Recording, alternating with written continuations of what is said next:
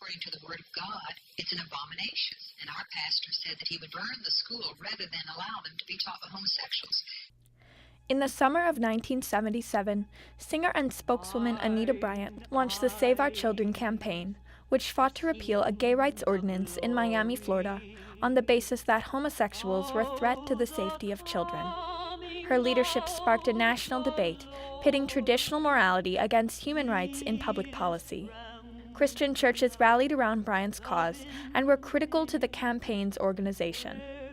The success of the Save Our Children campaign generated renewed involvement of evangelical Christian participation in politics.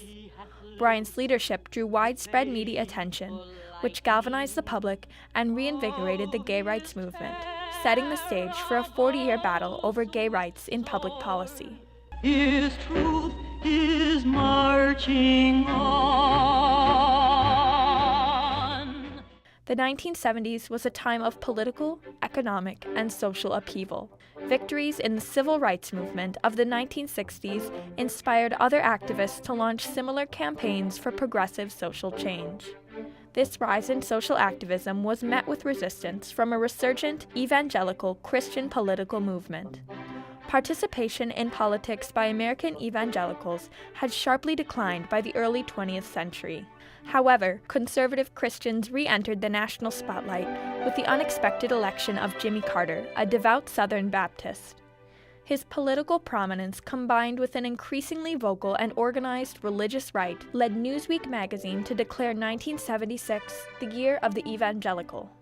In the wake of the growing success of the gay rights movement, conservative Christians began to express concern for the morality of America by advocating for changes in public policy. These campaigns received overwhelming cross-party support due to an enduring historical prejudice against homosexuality in mainstream America. In 1973, the gay rights movement had won a major battle when the American Psychiatric Association removed homosexuality from its list of mental illnesses. With the removal of the APA designation of homosexuality as a sickness, you can no longer make that argument that science says homosexuality is a crime. Gay rights activists used this momentum to lobby for anti-discrimination laws in cities across the United States.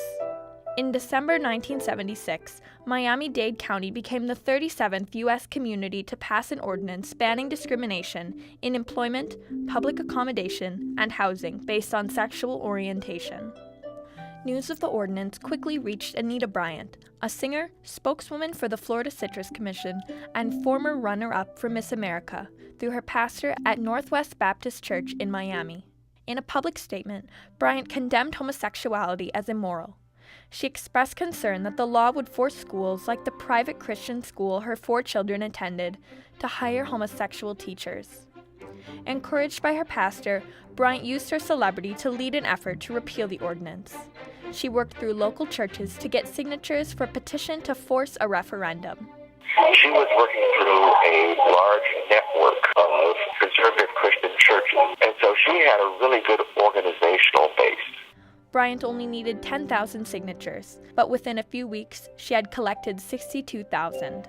Bryant and her supporters launched the Save Our Children campaign in January 1977. Anita Bryant believed that granting these rights would allow gay teachers, whether in public or private schools, to molest or corrupt children.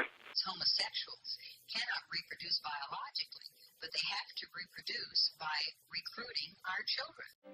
The LGBT community in Miami was outraged at the accusations, but they lacked the political organization and experience necessary to combat the Save Our Children coalition, which was backed by a powerful network of religious leaders and politicians. In response, the Dade County Coalition for the Humanistic Rights of Gays worked to make the argument an issue of human rights, not just homosexual rights. Jimmy Carter had recently made an appeal for human rights, so they latched on to Carter's own words and tried to play into that. But they also compared themselves to other minority groups, to Jews, to women, to black people, and talked about how discrimination against gays was similar to discrimination against these groups. The Save Our Children campaign attracted almost daily media attention due to Bryant's celebrity status. Gay rights activists recognized the need to take their own efforts to a national level. The new challenge of the gay rights movement was to change public perception. the National Gay Task Force launched an education program entitled We Are Your Children and organized a national boycott of Florida orange juice. The media storm that Anita Bryant's campaign created put gay issues on everyone's radar. Queer communities across the country are taking notice. To say that this caught their attention would be an understatement. This was widely covered in every gay newspaper in the country. Fundraising events were held in cities in California, New York, Chicago, all over the country. Despite these efforts, the counter-campaign was ultimately unsuccessful. On June 7, 1977, the citizens of Miami-Dade County overturned the ordinance by a 2-to-1 margin. That night, Bryant appeared on national TV. And with God's continued help, we will prevail in our fight to repeal similar laws throughout the nation, which attempt to legitimize a lifestyle that is both perverse and dangerous. The homosexual community was shocked. An estimated 5,000 homosexuals and supporters of gay rights marched through the streets of downtown San Francisco last night, protesting the victory of Anita Bryant's anti-gay crusade. The gay rights movement took the publicity as an opportunity to spread their message of acceptance and raise the consciousness of the American public. At that point in time, the gay rights movement was very fragmented, very localized. After that happened, there was this realization that they needed a national leadership and presence. So everybody is going to be working together now in one very massive effort. And Anita, we really thank you. We couldn't have done it without you. Soon these efforts started to gain traction with the public. The national boycott of Florida orange juice succeeded in getting Bryant removed as a spokeswoman for the Florida Citrus Commission. Whenever Anita Bryant came to town, gay rights activists, some newly politicized, many newly, would show up en masse to greet her, to boo her, to assert their rights, bearing signs that compared Bryant to Hitler and Stalin. Attendance at gay pride parades skyrocketed, and many homosexuals came out to friends and family in order to join the fight. In 1979, just 2 years after the original Save Our Children campaign, the LGBT community came together again to hold the National March on Washington for lesbian and gay rights. The march attracted more than 125,000 people. During the second National March in 1987, the AIDS quilt was unveiled to memorialize gay leaders and community members who lost their lives. The AIDS epidemic marked an important change in the gay rights movement. Gathering momentum following the Save Our Children campaign, the focus of the movement began to shift from keeping the government out of their personal lives to lobbying for government protection and an affirmation of their rights through public policy. However, gay rights supporters were not the only group re-energized by the Save Our Children campaign. The Christian right, emboldened by its successes, began to organize as a political faction on a national level. The success of Bryant's campaign is widely credited with the organization of conservative Christian leadership and political processes. I know the Christian community have never been involved in any political controversial issue, and they're not only involved, but they're committed. They saw that you could use the whole issue of homosexuality as a way of mobilizing people to support their candidates and their causes. The massive amount of support the campaign received influenced the Republican Party to incorporate a conservative social agenda in national politics. The vocabulary of saving children from the influence of homosexuality was used in subsequent campaigns across the country. Proponents of the 1996 Defense of Marriage Act argued that children of same-sex parents would be raised to become gay.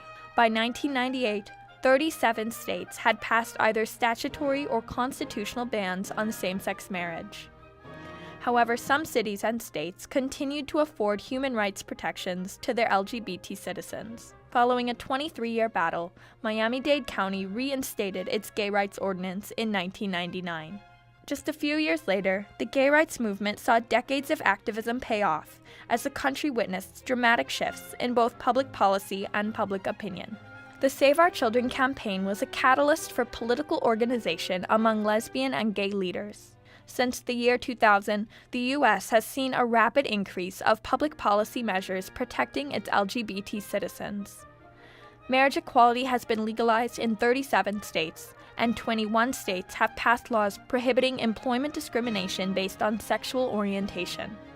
Anita Bryant's 1977 Save Our Children campaign regalvanized two major political factions in the United States: the Christian right and the gay rights activists.